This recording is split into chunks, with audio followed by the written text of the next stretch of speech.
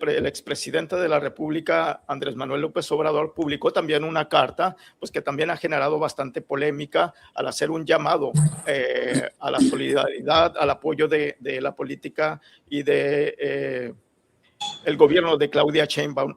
Vamos a leer una parte para tener un marco de referencia. Dicen: no me extraña que en la embestida del gobierno de Estados Unidos contra México se utilicen las prácticas intervencionistas y nada escrupulosas de siempre, ahora con el pretexto del combate a la migración y el narcoterrorismo. Es claro que estos ataques no son motivados, como bien lo dijo nuestra presidenta Sheinbaum el pasado domingo, por un interés genuino en resolver el grave problema que lamentablemente sufren los estadounidenses con la prolongada pandemia de las adicciones al consumo de drogas. No, se trata de un asunto de carácter político y electoral.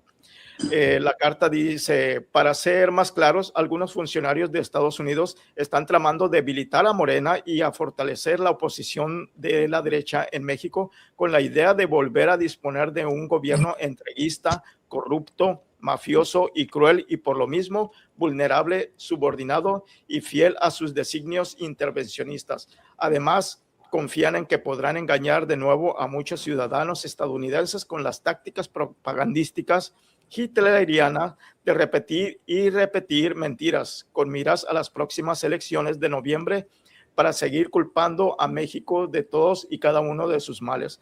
Aunque reitero, nada de ello es novedoso y la prepotencia siempre suele ser predecible, sobre todo en épocas de decadencia.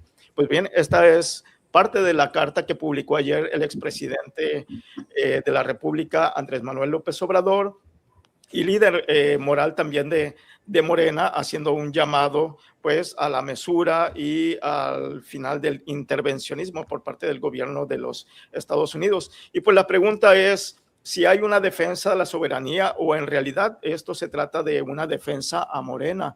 ¿Qué piensa usted, Aarón Sánchez, acerca de esta polémica? Bueno, mira, indudablemente la carta del expresidente López Obrador, o presidente todavía, puede ser, generó una convulsión política, porque él había advertido desde muchos meses atrás que solo haría apariciones públicas en caso de que la soberanía nacional estuviera en riesgo, y pues hoy rompió su retiro, quizá motivado por el impacto que tuvo el discurso de la presidenta Sheinbaum del pasado domingo. Entonces, la carta puede ser quizá algo importante, algo necesario, pero me parece que cae en un momento que no es el adecuado, en un contexto político muy convulsionado, que hay muchos temas que en este momento se están tratando en los medios de comunicación.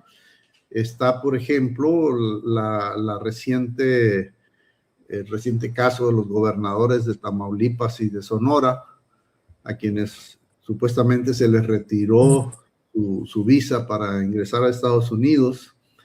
Está el caso de Rubén Rocha, que todavía está en la especulación, todavía no ha logrado destrabarse la situación política y jurídica en que se encuentra. El caso del general Mérida y sus declaraciones ante los jueces de Estados Unidos. Viene la inminencia de las negociaciones del tratado comercial, donde pues hay mucha efervescencia respecto a cuál va a ser la actitud de Estados Unidos hacia México en el marco de este acuerdo comercial. Se han multiplicado las expresiones de funcionarios de Estados Unidos en el sentido de que tienen una serie de expedientes en contra de más gobernadores, más funcionarios del gobierno federal. Está la amenaza incluso de declarar a Morena como narcoterrorismo, una organización terrorista. Entonces, yo creo que en todo este contexto cae la carta de AMLO, que evidentemente deja muy claras algunas cosas interesantes. Una, está sintiendo la debilidad de la presidencia Sheinbaum, es decir, está viendo que está situada en una posición muy incómoda, donde no tiene una autonomía de gobierno real, no tiene el control y que no puede defenderse sola ya. Entonces sale el expresidente a darle su respaldo, ¿no? Por otra parte, también sale en defensa de quienes han sido señalados por la justicia de Estados Unidos por su vinculación con el crimen organizado. Que hasta ahorita pues son los 10 de Sinaloa, pero que en lista de espera están otros muchos que no sabemos todavía quiénes son y cuándo se les hará una acusación formal. Entonces, en un tercer objetivo que veo en la carta de López Obrador también está en tratar de consolidar la lealtad de todos sus gentes, de lo que es el bloque de Morena, de cara a las elecciones del 2027. Sabemos que al interior de Morena pues hay una serie de fisuras, una serie de enfrentamientos entre grupos, y yo creo que en este momento el presidente o el expresidente está observando que lo peor que le puede ocurrir es que al interior de Morena se susciten una serie de enfrentamientos, una serie de conflictos, y sabe perfectamente que él es el único que tiene la capacidad de parar la tensión que existe al interior de los grupos, porque él, al menos así lo considera, sigue siendo el padre de todo este movimiento de regeneración nacional. Entonces, creo que este es el contexto en el que surge esta carta, que indudablemente tiene múltiples implicaciones políticas. Claro, algunos le han dado una interpretación de esta participación o esta intervención por parte de Andrés Manuel López Obrador, pues como un plan de contención, ¿no? Ante el debilitamiento del gobierno de Claudia Sheinbaum, pues ante la presión de los Estados Unidos. ¿Qué interpretación le darías tú, Osvaldo, a esta carta, a esta participación, por llamarlo de alguna manera, por parte de Andrés Manuel López Obrador, que regresa del retiro, pues para darle su apoyo a Claudia Sheinbaum? Mira, más allá de que más adelante interpretemos los efectos y consecuencias de esta carta, yo creo que primero tendríamos que preguntarnos a quién va dirigida esta carta. Y encontramos, cuando menos en lo particular, 4 destinatarios: Donald Trump, Claudia Sheinbaum, el ejército y el narco.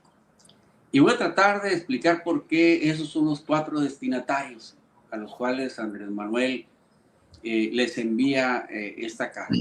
Y cuáles son las posibles motivaciones que lo llevaron precisamente a tomar esta decisión. La primera, creo que tendríamos que empezar con el ejército, no con Donald Trump. ¿Y por qué al ejército le recuerda, por ejemplo, cómo él les dice que fue el que salvoconducto o el que garantizó que el ejército mexicano no cayera en confrontaciones o en malas acciones contra ellos, represalias, dice Andrés Manuel, de parte de agencias norteamericanas como la DEA y otras, para tratar de someterlo? Y se lo recuerda con el caso del Cienfuegos, del general Cienfuegos, y él dice, gracias a la intervención mía, pues el general regresó a México, aquí se le juzgó y se le declaró completamente inocente. En pocas palabras, dijo, conmigo están a salvo. Hoy no están a salvo en el nuevo gobierno, cuando uno no en el tiempo actual, me ocupan. Y el solo hecho de estar dirigiéndose al ejército tiene que ver la sospecha o la certeza que pueda tener Andrés Manuel de qué hay detrás de la entrega supuestamente solitaria por una decisión personal del general Mérida, pero que yo he venido reiteradamente diciendo que no puede ser una entrega solitaria, una decisión personal. El general Mérida, además, no llega ni siquiera a la frontera Mérida sin sufrir algún hecho lamentable, si no tuviera el apoyo del ejército para ir hasta Estados Unidos, para entrar a territorio estadounidense cuando suponía que ni visas tienen y que estaban siendo buscados y enjuiciados por el gobierno norteamericano. Tenía que haber comunicación, pero además hay sospechas que a Andrés Manuel no le está gustando el solo hecho de que la Sedena, el ejército, un grupo élite del ejército, pues esté participando con agentes de la CIA, como sucedió en la destrucción de un narcolaboratorio en Chihuahua, o cuando la Sedena emite un boletín y le dice a los mexicanos, agarramos al Mencho y lo capturamos con el apoyo no solamente de un grupo élite de la Sedena y la Guardia Nacional, sino también con la inteligencia y un grupo de apoyo de Estados Unidos. Cuando están viendo todos esos detalles, Andrés Manuel, pues, lógicamente le tiene que recordar al ejército el papel que jugó y que hoy puede ser un diferencial para entender el momento actual que vive el ejército. Entonces el ejército Andrés Manuel tiene la sospecha o la certeza de que el ejército ya está tratando directamente con los norteamericanos. Por eso el mensaje al ejército. Y luego hay otro mensaje muy importante de los narcos. Andrés Manuel le dice, oiga, no se olviden, le dice a los narcos, que en mi gobierno yo impedí que Donald Trump declarara organizaciones narcoterroristas y pudiera haber intervenciones multinacionales o extraterritoriales en contra de ustedes. O sea, a ver, si ustedes están haciendo nuevos acuerdos, ya sea con Sheinbaum, con alguien del gobierno actual, con Estados Unidos, les recuerdo todo lo que hice por ustedes y los acuerdos que había. Entonces también le manda un mensaje. El ejército y el narco son dos pilares muy importantes para el soporte de las estructuras de poder del régimen morenista, de la 4T. Sin el ejército y sin el narco, simplemente este régimen está en peligro, se puede decaer. El otro mensaje que le manda y que se me hace medio temerario es lo que prácticamente le pinta a Donald Trump, cuando prácticamente le dice, oiga, recuérdese que usted y yo pudimos dirimir todos los conflictos que tuvo el país y que tuvo Estados Unidos, y lo dirimimos por parte del diálogo y los acuerdos. Bueno, prácticamente le está diciendo, oye, si quieres vamos abriendo un nuevo canal de diálogo tú y yo, y podemos dirimir los conflictos que pueda haber entre México y Estados Unidos, y podemos llegar a soluciones, erigiéndose Andrés Manuel prácticamente en el verdadero poder de México. Y eso obligaría a pensar, bueno, ¿y dónde quedó Claudia? Cuando Andrés Manuel le dice a Claudia en su carta que la apoya, que es la mejor presidenta del México actual, pues sí está hablando del actual sexenio, entonces pues no hay otra más que ella, o sea, nosotros queremos pensar los mexicanos. Pero cuando le dice eso a Claudia, inmediatamente prácticamente está poniendo en el pensamiento de los mexicanos que tenemos una presidencia tutelada, que tenemos a un poder tras el trono, que puede provocar una división incluso al interior de la 4T, al interior del gobierno, y eso no es nada saludable para la presidenta Sheinbaum.